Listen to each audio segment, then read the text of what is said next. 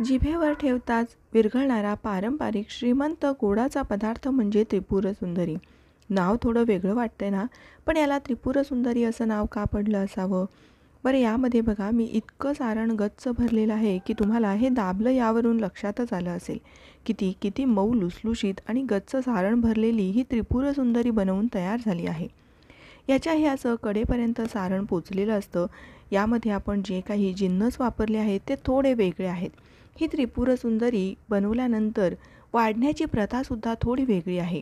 ही सुद्धा जाणून घेणार आहोत. याला त्रिपुर सुंदरी नाव का बरं पडलं असावं? कारण त्रिपुर सुंदरी नावाच्या देवीसाठी हा नैवेद्य बनवला जातो, म्हणूनच त्रिपुर सुंदरी याला म्हटलं जातं. नमस्कार, मी प्रिया. तुमच्या सगळ्यांचं खूप खूप मनापासून स्वागत. इथे मी ही चण्याची डाळ साधारण 3 ते 4 तासापूर्वी भिजायला घातली होती. ती आता अगदी व्यवस्थित भिजली गेलेली आहे. साधारणपणे या वाटीने 1 वाटी ही चण्याची डाळ मी स्वच्छ 2 ते 3 पाण्यामध्ये धुतली आणि मग भिजायला ठेवली. आता ती आपण एका कुकरमध्ये काढून घेऊयात आणि ही डाळ बुडेल इतपतच आपल्याला यामध्ये पाणी घालायचं आहे, म्हणजे डाळ अगदी व्यवस्थित शिजली जाते. बघा, अगदी किंचित डाळीच्या वर पाणी आलेलं आहे. यामध्ये 1 चमचाभर साजूक तूप घालायचं. जर तुम्हाला रंगासाठी हळद घालायची असेल तर तुम्ही घालू शकता. आता झाकण लावायचं आणि मध्यम आचेवरती 3 ते 4 शिट्ट्या करायच्या, कारण भिजवलेली डाळ आहे लगेच शिजली जाते. आता या त्रिपुर सुंदरीसाठी आपल्याला 1 वाटी खवा लागणार आहे आणि 1 वाटी भिजवलेले बदाम. हे बदामसुद्धा मी 3-4 तास भिजवून याची सालं काढून घेतलेली आहेत. आता हे मिक्सरच्या भांड्यामध्ये घालायचे आणि अगदी गरजे इतपत म्हणजे 1-2 चमचे पाणी घालून याची अशी फाईन पेस्ट तयार करून घ्यायची. अगदी शक्य होईल तेवढं बारीक हे आपल्याला वाटून घ्यायचं आहे. आता हे आपण बाजूला ठेवूया आणि इथे कणिक भिजवून घेऊया. कणिक भिजवण्यासाठी मी इथे साधारण 2 वाट्या इतकी कणिक घेतलेली आहे. त्यामध्ये चवीपुरतं मीठ घालायचं आणि आपण जशी नेहमी कणिक भिजवतो तशीच इथे कणिक भिजवून घ्यायची आहे. मी इथे गव्हाची कणिक वापरली आहे, पण जर तुम्हाला अर्धी गव्हाची कणिक आणि अर्धा मैदा असं वापरायचं असेल तरीही चालेल. आता मी नेहमीची आपली चपातीची जशी आपण कणिक मळतो तशीच घट्टसर कणिक भिजवून घेतलेली आहे. आता साधारण 1 टेबलस्पून इतकं तेल घेतलं, त्यामध्ये पुन्हा 1 टेबलस्पून इतकं पाणी घातलं. आता हे तेल पाण्याच्या मिश्रणाने हे आपल्याला चांगलं 5 ते 10 मिनटं पीठ मळून घ्यायचं आहे. तेल पाण्याच्या मिश्रणाने हे असं पीठ चांगलं बराच वेळ मळून घेतलं की या पिठाला छान अशी तार येते आणि पीठ अगदी लवचिक तयार होतं. बरं, पोळीसुद्धा अगदी छान तोंडात टाकताच विरघळणारी तयार होते. म्हणून हे असं आपल्याला सारखं थोडं थोडं तेल पाण्याचं मिश्रण घ्यायचं आणि असं मळून घ्यायचं आहे. बघा, अगदी जोर लावून जसं शक्य आहे तसं तुम्ही हे मळून घेऊ शकता. जर तुम्ही मैदा वापरणार असाल तर इतका वेळ ही कणिक तिंबण्याची सुद्धा गरज नाही आहे. आता ही साधारण 5 ते 10 मिनटं मी ही कणिक चांगली अशी मळून घेतलेली आहे. छान असा लोण्यासारखा गोळा तयार झालेला आहे. आता ही झाकून आपण थोडा वेळ बाजूला ठेवून देऊया. इथे आपला कुकरही झालेला आहे आणि डाळ व्यवस्थित शिजली गेलेली आहे. बघा, आपण डाळ भिजवली इतकं लगत पाणी ठेवल्यामुळे यामध्ये जास्तीचं पाणी राहिलं नाही आहे आणि डाळही अगदी छान मऊसूत शिजली गेलेली आहे. आता लगेच या मॅशरने अशी ही डाळ चांगली मॅश करून घ्यायची आहे, म्हणजे डाळीचे जर कुठे कण असतील तर ते सुद्धा अजिबात शिल्लक राहत नाही. कारण एकदा आपण साखर यामध्ये घातली की मग डाळीचे कण असे व्यवस्थित मॅश होत नाहीत. म्हणूनच मी हे असं आधीच मॅश करून घेतली. बघा, अगदी छान मऊसूत अशी आपली डाळ तयार झालेली आहे. यामध्ये आता 1 वाटी खवा, ज्या वाटीने आपण चण्याची डाळ मोजली त्याच वाटीने 1 वाटी खवा घातलेला आहे. खवा नसेल तर तुम्ही 1 वाटी मिल्क पावडरसुद्धा घालू शकता. त्याचबरोबर हे जे आपण बदामाची पेस्ट तयार करून घेतली तीसुद्धा यामध्ये घालून घेतली. आता सगळे जिन्नस एकदा व्यवस्थित मिसळून घ्यायचे आहेत. 1 वाटी चणा डाळ, 1 वाटी खवा आणि 1 वाटी बदाम, या 3च्या मिश्रणाकरता आपल्याला साधारण 1.5 वाटी इतकी साखर घालायची आहे. यामध्ये खवा आहे त्यामुळे साखरच घाला आणि हे एकदा चांगलं असं मिसळून घ्यायचं आहे.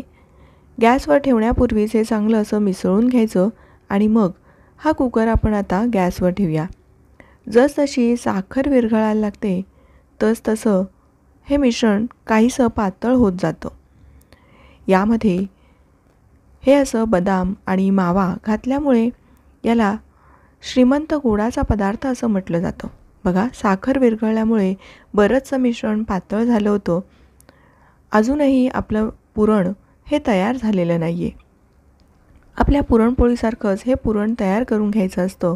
फक्त यामध्ये खवा आणि बदाम घातल्यामुळे याला एक वेगळी टेस्ट येते आणि नेहमीच्या पुरणपोळीपेक्षा थोडी वेगळी चव लागते.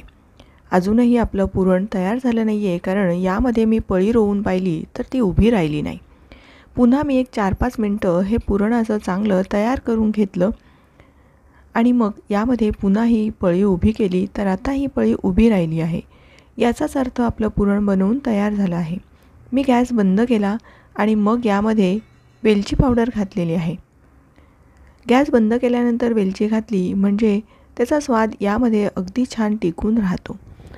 आता आपल्या या पुरणाच्या गाळणीने हे असं साधारण कोमट असतानाच लगेच मी हे सगळं पुरण गाळून घेतलं, म्हणजे कुठेही डाळीचे किंवा बदामाचे कण शिल्लक राहणार नाहीत आणि एकसारखं आपलं पुरण तयार होईल. यामध्ये मावा घातला असल्यामुळे बघा अगदी मस्त आपल्या या पुरणाला छान चकाकी आली आहे.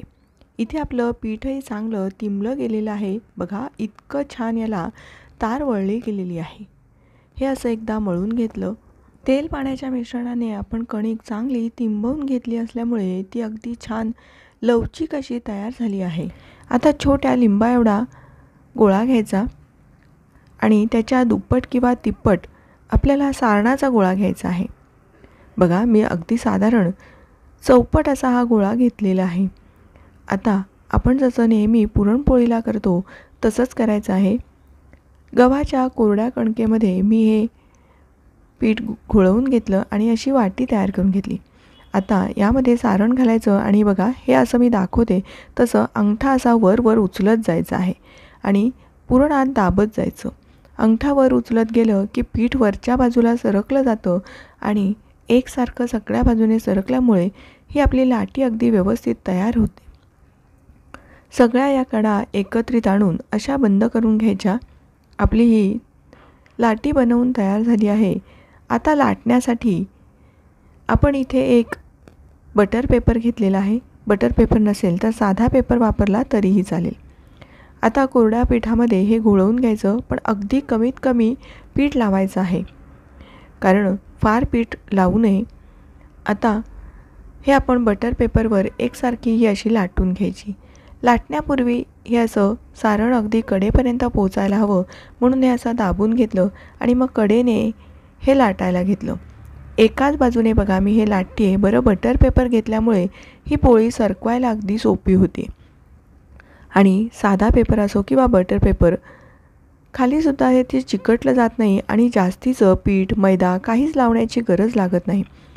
बघा, कडेपर्यंत सारण पोचलेली अशी पातळ आपली त्रिपुर सुंदरी बनवून तयार झाली आहे. आता इथे तवाही गरम झालेला आहे. गरम तव्यावर ही त्रिपुर सुंदरी मी घालून घेतली. गॅसची आच मोठा ते मध्यम ठेवलेला आहे. आता हलकेसे बुडबुडे आले आणि असा हा रंग बदलल्यासारखा दिसला की लगेच यावर भरपूर असं तूप सोडून घ्यायचं आहे. खरं तर पारंपरिक पद्धतीमध्ये ही त्रिपुर सुंदरी अशी तयार केली की तुपाने भरलेल्या परातीमध्ये काढली जाते आणि मग तिचा कणनकण तुपाने भरला जातो आणि ही अशीच तुपाने भरलेली पोळी पानामध्ये वाढली जाते. पण एवढं तूप खायचं नसेल तर मात्र हे असं जेव्हा आपण शेकतो तेव्हाच याला भरपूर असं तूप लावायचं आणि ही पोळी सर्व करायची आहे. बघा, किती मस्त टम्म फुगलेली आपली ही त्रिपुर सुंदरी बनवून तयार झालेली आहे. तुम्ही सुद्धा या पद्धतीने ही त्रिपुर सुंदरी नक्की या दसऱ्याला करून पहा. बदाम, खवा आणि तूप यांची एकत्रितपणे चव ही अगदी जिभेवर शेवटच्या घासापर्यंत रेंगाळत राहते. त्यामुळे नक्की ही त्रिपुर सुंदरी एकदा तरी बनवून पहा. ही दुसरीसुद्धा आपली त्रिपुर सुंदरी बनवून तयार झालेली आहे. यामध्ये जे आपण वापरलेले जिन्नस आहेत ते अतिशय शाही आहेत, म्हणूनच याला श्रीमंत गुळाचा पदार्थ असं म्हणतात. बरं, वाढतानासुद्धा ही पोळी तुपाने भरलेल्या परातीत घालून मग वाढली जाते. त्यामुळे या पोळीचा कणनकण तुपाने भरलेला असतो. तुम्हाला ही आजची पद्धत कशी वाटली, मी सांगितलेली माहिती कशी वाटली हे मला कमेंट करून नक्की कळवा. रेसिपी आवडली असेल तर प्लीज एक लाईक करा. तुमच्या मित्रमैत्रिणी नातेवाईकांपर्यंत जास्तीत जास्त शेअर करा. अशा छान छान रेसिपी पाहण्यासाठी प्रियाज किचनला सबस्क्राईब करा आणि बाजूला असलेलं बेल आयकॉनसुद्धा प्रेस करा. म्हणजे तुम्हाला माझ्या सर्व रेसिपींचे नोटिफिकेशन मिळेल आणि तुम्ही माझ्या यापुढील सर्व रेसिपी पाहू शकता. पुन्हा लवकरच भेटूया अशाच एखाद्या छानशा रेसिपीसह. धन्यवाद.